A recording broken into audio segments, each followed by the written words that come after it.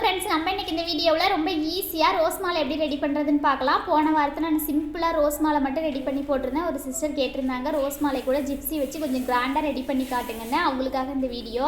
ஒரு ரோஸ் கட்டில் 20 ரோஸ் இருக்கும். நான் ரெடி பண்ணுற மாதிரி மாலை ரெடி பண்ணிங்கன்னா ஒரு மாலைக்கு 25 ரோஸ் தேவைப்படும். அதனால் நம்ம வந்து 1.5 கட்டாக வாங்கிட்டோமா சரியாக இருக்கும். 2 மாலைக்குன்னா 3 கட்டு வாங்கிக்கலாம். அடுத்து பாருங்கள், இந்த மாதிரி ரோஸ் காம்பை நல்லா ஒட்டி கட் பண்ணிவிட்டு அதோட ஓரங்களில் இருக்கிற அடிப்பட்ட இதழ்கள்லாம் இந்த மாதிரி எடுத்துடலாம். ஒரு 3 இதழ் 4 இதழ் எடுக்கிற மாதிரி இருக்கும். இந்த மாதிரி நல்லா ஒட்டி எடுத்துட்டு இதே மாதிரி எல்லா பூக்கள்லையும் அடிப்பட்ட இதழ்களை எடுத்துட்டு காம்பை ஒட்டி கட் பண்ணி வச்சுக்கலாம். அடுத்து இடையில வைக்கிறதுக்காக ஜிப்ஸி எடுத்துக்கலாம். ஜிப்ஸி வந்து ஒரு மாலைக்கு அரைக்கட்டு இருந்தால் போதும். நான் ரெடி பண்ணுற மாதிரி ரெடி பண்ணுறதுக்கு அரைக்கட்டு இருந்தால் போதும். இதே 2 மாலை ரெடி பண்ணுறீங்கன்னா ஒரு கட்டு தேவைப்படும். பூ மார்க்கெட்டில் இந்த மாதிரி அரைக்கட்டு கேட்டால் கூட தனியாக பிரித்து தருவாங்க. அரைக்கட்டு, கால் கட்டு இந்த மாதிரி பிரித்து தருவாங்க. இதிலேருந்து இந்த மாதிரி ஒவ்வொரு கொத்தாக எடுத்து இந்த மாதிரி கிளக்கலையாக இருக்கும் பாருங்கள். இதிலேருந்து லைட்டாக இந்த மாதிரி பிடிச்சி இந்த மாதிரி இழுத்தமாகவே வந்துடும். இந்த மாதிரி கிளக்கலையாக ஒடிச்சு எடுத்துக்கலாம். அவ்வளோதான். இந்த மாதிரி ஒடிச்சு எடுத்துகிட்டு அடுத்தது பார்த்தீங்கன்னா நான் பூக்கட்டுற மெத்தட்லேயும் ரெடி பண்ணி காட்டுறேன். பூக்கட்ட தெரியாதவங்களும் ரொம்ப ஈஸியாக இந்த மாலையை ரெடி பண்ணலாம். அதனால் அவங்களும் புரிஞ்சுக்கிற மாதிரி ரொம்ப ஈஸியாக சொல்லித்தரேன்.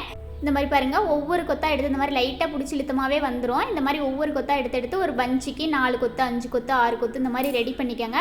கொஞ்சம் பெரிய கொத்தாக இருந்ததுன்னா 4 கொத்து வச்சுக்கோங்க. கொஞ்சம் சின்னதாக இருந்ததுன்னா 5 6 கொத்து வச்சுக்கோங்க ஒரு பஞ்சுக்கு. இந்த மாதிரி ரெடி பண்ணிவிட்டு இங்கே பாருங்கள், இந்த மாதிரி நல்லா 2 சுற்று சுற்றிட்டு பூ கட்டுற மெத்தடில் சொல்லித்தரேன். 2 சுற்று சுற்றிட்டு இந்த மாதிரி பூ கட்டுற மெத்தடில் 2 முடி போட்டுக்கோங்க. சுற்றும் போதும் சரி, முடி போடும்போதும் சரி, ரொம்ப இறுக்கமாக போடாமல் கொஞ்சம் லைட்டாக லூஸாகவே போட்டுக்கோங்க. அப்போ தான் ஊசியில் நம்ம கோர்க்கும் போது ஈஸியாக ஊசி இறங்கும். ரொம்ப இறுக்கமாக போட்டோமா ஊசி இறங்காது. இந்த மாதிரி 2 சுற்றி 2 நாட் போட்டுக்கோங்க. லூஸாகவே போட்டுக்கோங்க ஓரளவுக்கு. போட்டுட்டு இந்த மாதிரி நூலையும் காம்பையும் கட் பண்ணிடலாம். ரொம்ப ஒட்டி கட் பண்ணாதீங்க. கொஞ்சம் ஒரு பூங்கொத்து மாதிரி குட்டியாக அந்த மாதிரி கட் பண்ணி எடுத்துக்கோங்க. அடுத்தது பாருங்கள், பூக்கட்ட தெரியாதவங்களுக்காக முன்ன ரெடி பண்ண மாதிரியே ஒரு பஞ்சு ரெடி பண்ணிக்கலாம். குட்டியாக ஒரு 5 கொத்து 6 கொத்து இந்த மாதிரி குட்டியாக இருந்தால் ஒரு 6 கொத்து 5 கொத்து வச்சுக்கோங்க. பெருசாக இருந்தால் 4 கொத்து வச்சுக்கோங்க. இந்த மாதிரி வச்சு ஒரு பஞ்சு ரெடி பண்ணிக்கலாம். ரெடி பண்ணிவிட்டு பாருங்கள், முன்ன ரெடி பண்ண மாதிரியே தான் பூ கட்டுற மாதிரி கொஞ்சம் நூல் விட்டுட்டு முன்னாடி பூ கட்டுற மாதிரி 2 சுற்று சுற்றிக்கங்க. அடுத்தது நம்ம சாதாரணமாக கயிறு முடி போடுவோம் இல்லைங்களா, அந்த மாதிரி 2 முடி போட்டுக்கலாம். இந்த இடத்துலையும் நம்ம இறுக்கமாக போடக்கூடாது. கொஞ்சம் லூஸாக போட்டுக்கிட்டிங்கன்னா தான் ஊசியில் இறங்கும். நம்ம ஈஸியாக கோர்த்து எடுக்க முடியும். 2 முடி போட்டு கொஞ்சம் எக்ஸ்ட்ரா இருக்கிற நூல்லாம் கொஞ்சம் விட்டு கட் பண்ணிக்கோங்க. காம்பையும் அதே மாதிரி ஒரு பூங்கொத்து மாதிரி காம்பை வந்து விட்டு கட் பண்ணிக்கோங்க. நீங்கள் ஒரு மாலை ரெடி பண்ணுறதுனா அரைக்கட்டு ஜிப்ஸியும், 2 மாலை ரெடி பண்ணுறதுனா ஒரு கட்டு ஜிப்ஸி இதே மாதிரி ரெடி பண்ணி வச்சுக்கோங்க. குட்டியாக அந்த மாதிரி பஞ்சு மாதிரி பூக்கட்ட தெரிஞ்ச மெத்தட்லையும், இல்லை தெரியாதவங்க வந்து தெரியாத மெத்தடில் கயிறு முடி போடுற மாதிரி ரெடி பண்ணி வச்சுக்கோங்க. அடுத்தது நார்மல் சைஸ் ஊசியில் கொஞ்சம் பெரிய சைஸ் ஊசியாகவே இருக்கட்டும். ஏன்னா வந்து ரோஸ் கோர்க்கிறோம் இல்லைங்களா, அதனால் ரோஸோட ஹைட்டை விட இன்னும் கொஞ்சம் ஹைட்டாவது ஊசி இருக்கணும். நான் இன்றைக்கி வந்து 3 இன்ச்சு ஊசி எடுத்துருக்கிறேன். அடுத்தது பூ கட்டுற நூல் வந்துட்டு நல்லா ஸ்ட்ராங்கான நூலாக எடுத்துக்கோங்க. நான் வந்து இன்றைக்கி பைண்டிங் நூல் எடுத்துருக்கிறேன். இது வந்து நல்லா ஸ்ட்ராங்கான நூலாக இருக்கும். ஃபேன்சி ஸ்டோரில் பைண்டிங் நூல்னு கேட்டால் கிடைக்கும். இது வந்து ஒரு கட்டு 30 ரூபா. இதோட சின்ன கட்டு இருக்குது, அது வந்து 15 ரூபா. நான் வந்து பாருங்கள், ரெட்டையாக எவ்வளோ நீளம் மாலை வேணுமோ அவ்வளோ நீளத்துக்கு ரெட்டையாக நூல் போட்டுக்கிட்டேன். நூலோட கடைசி பக்கமாக இந்த மாதிரி 1 ஜான் அளவுக்கு 1 ஜான் 1/2 ஜான் அளவுக்கு நூல் விட்டுட்டு ரோஸ் காம்பு வச்சு ஒரு கண்ணி கட்டிக்கிட்டேன் பாருங்கள். பூ கட்டுற மெத்தடில் கட்ட தெரிஞ்சால் கட்டிக்கங்க. அப்படி இல்லைன்னா இப்போ போடுறேன் பாருங்கள், கயிறு முடி போடுற மாதிரி 2 முடி போட்டுக்கோங்க. இந்த முடி வந்து லூஸாகவே போட்டுக்கோங்க. அப்புறம் லாஸ்ட்டாக நம்ம இந்த ரோஸ் காம்பை எடுத்துட போகிறோம். அடுத்தது பாருங்கள், நம்ம ஜிப்ஸி கோர்த்துக்கலாம். இது ஜிப்ஸின்னு சொல்லுவாங்க, பேபி பிரித்துன்னு சொல்லுவாங்க. நம்ம இது கோர்க்கும் போதே நம்ம சென்டரில் கட்டு போட்டு வச்சுருக்கிறோம் இல்லைங்களா, அதோட கிராஸாக கோர்த்துக்கோங்க. சென்டரில் நூலோட இந்த பக்கமும் அந்த பக்கமும் ஊசி வர மாதிரி இந்த மாதிரி கிராஸாக கோர்த்துக்கிட்டோமா சரி, நம்ம நூலில் இருந்தும் ஊசியில் இருந்தும் பூ வந்து இந்த மாதிரி விலகி வராது, நல்லா ஸ்ட்ராங்காக இருக்கும். ஒவ்வொரு பூ கோர்க்கும் போது இந்த மாதிரி கிராஸாக பார்த்து கோர்த்துக்கோங்க. நம்ம வந்து இன்றைக்கி ஒரு ரவுண்டுக்கு 4 பூ கோர்த்துக்க போகிறோம். நம்ம 7லேருந்து 8 பூ வரைக்கும் ஒரு இடத்துல கோர்த்துக்கலாம் ஒரு செட்டுக்கு. இந்த மாதிரி கோர்த்துக்கும் போது நம்மளுக்கு ஹைட்டும் கரெக்டாக இருக்கும். அதே சமயம் பார்க்குறதுக்கு ரொம்ப அழகாக இருக்கும். நம்ம ஜிப்ஸியில் வந்து ஃபஸ்ட்டு முடி போட்டோம் இல்லைங்களா, அந்த முடி போடுறது வந்து டைட்டாக இருந்ததுன்னா இந்த மாதிரி இடத்துங்கள்லாம் நம்மளுக்கு கோர்க்க முடியாது, ரொம்ப இறுக்கமாக இருக்கும். அதனால் கொஞ்சம் லூஸாக சுற்றி முடி போட்டோம்னா இந்த இடத்துல வந்து ஈஸியாக டக்குன்னு கிராஸாக கோர்த்து முடிச்சிடலாம். பாருங்கள், நான் வந்து 7 பூ கோர்த்துக்கிறேன். இந்த ஹைட்டு வந்து கரெக்டாக இருக்கும் பாருங்கள், எங்கேயும் கேப் இல்லாமல் ரவுண்டாக இருக்குது. இதை வந்து நூலில் நகர்த்திக்கலாம். அவ்வளோதான் பாருங்கள், இந்த மாதிரி நகர்த்திக்கலாம். வீடியோ ஸ்கிப் பண்ணாமல் ஃபுல்லாக பாருங்கள். இந்த வீடியோ முடியும் போது நீங்களும் ரொம்ப அழகான ரோஸ் மாலை கோர்த்து எடுக்கலாம். அடுத்தது ரோஸ் கோர்த்துக்கலாம் பாருங்கள். நம்ம வந்து காம்பை நல்லா ஒட்டி கட் பண்ணி வச்சுருக்கிறோம் இல்லைங்களா, அதோட சென்டராக பார்த்து இந்த மாதிரி கோர்த்துக்கலாம். காம்பை வந்துட்டு நல்லா ஒட்டி கட் பண்ணிவிட்டு கோர்த்துக்கோங்க. அப்போ தான் ஈஸியாக ஊசி வந்து பூவில் இறங்கும். அப்போ வந்து நம்மளுக்கு ரொம்ப மொக்கா இருக்கிறதுனால ரொம்ப டைட்டாக இருக்காது, லூஸாக இருக்கும். இந்த மாதிரி கோர்த்துக்கலாம் பாருங்கள். நல்லா ஜிப்ஸி போய் ஒட்டிகிட்டு இருக்கிற மாதிரி நல்லா கொஞ்சம் மட்டும் நெருக்கமாக கோர்த்துக்கோங்க. அவ்வளோதான். அடுத்தது மறுபடியும் ஜிப்ஸி கோர்த்துக்கலாம் பாருங்கள். முன்ன சொன்ன மாதிரியே இந்த மாதிரி கிராஸாக கோர்த்துக்கலாம். 7லேருந்து 8 பூ வரைக்கும் கோர்த்துக்கோங்க. அது வந்து ரவுண்டும் கரெக்டாக இருக்கும், ஒரே மாதிரி அளவாக இருக்கும்.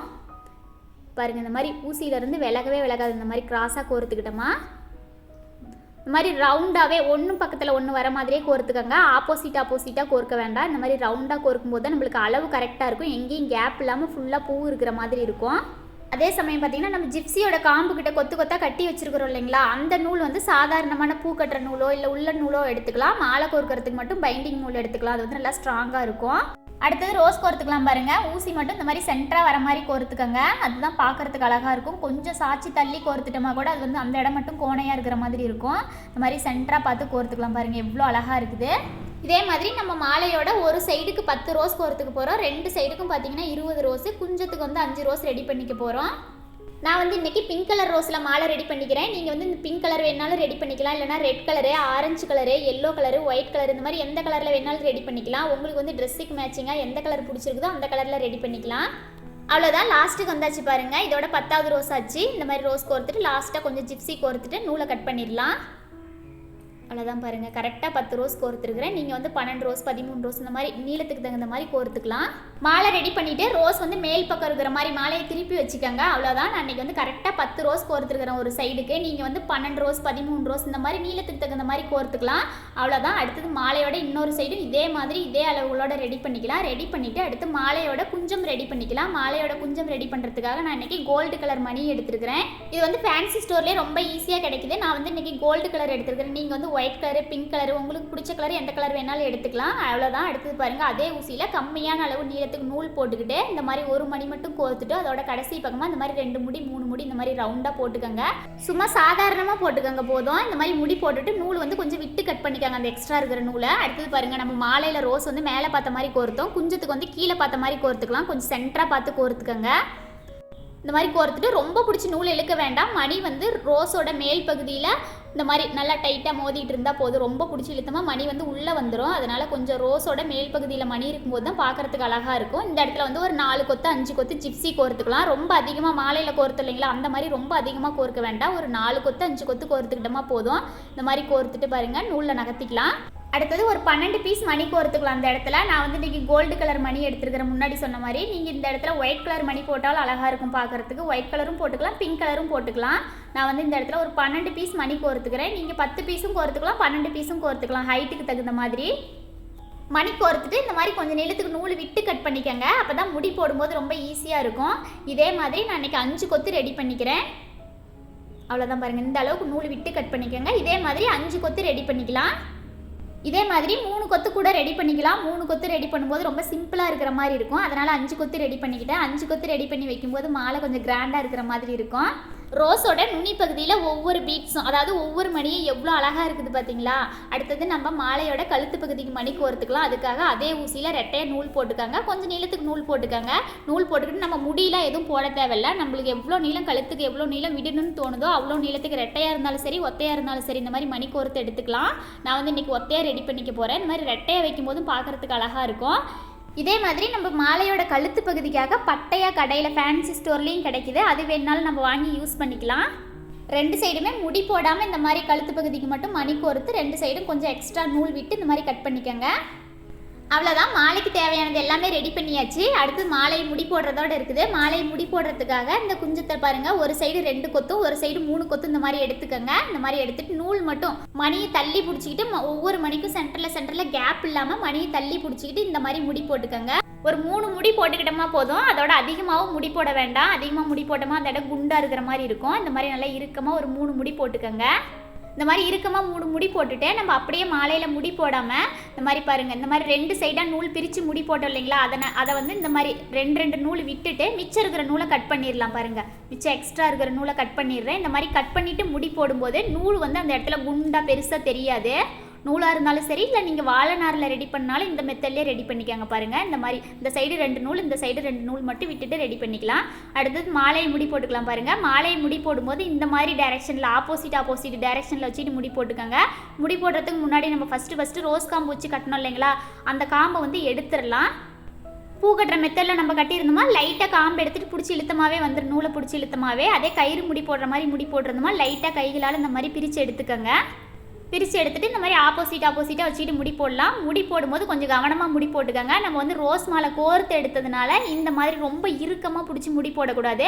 சும்மா பூவும் ஜாயிண்ட் ஆகிருந்தால் அந்த இடத்துல கேப் இல்லாமல் ஜாயிண்ட் ஆகிருந்தால் போதும். பூவை கசக்காமல் லைட்டாக ஒரு 3லேருந்து 4 முடி 5 முடி வரைக்கும் போட்டுக்கோங்க.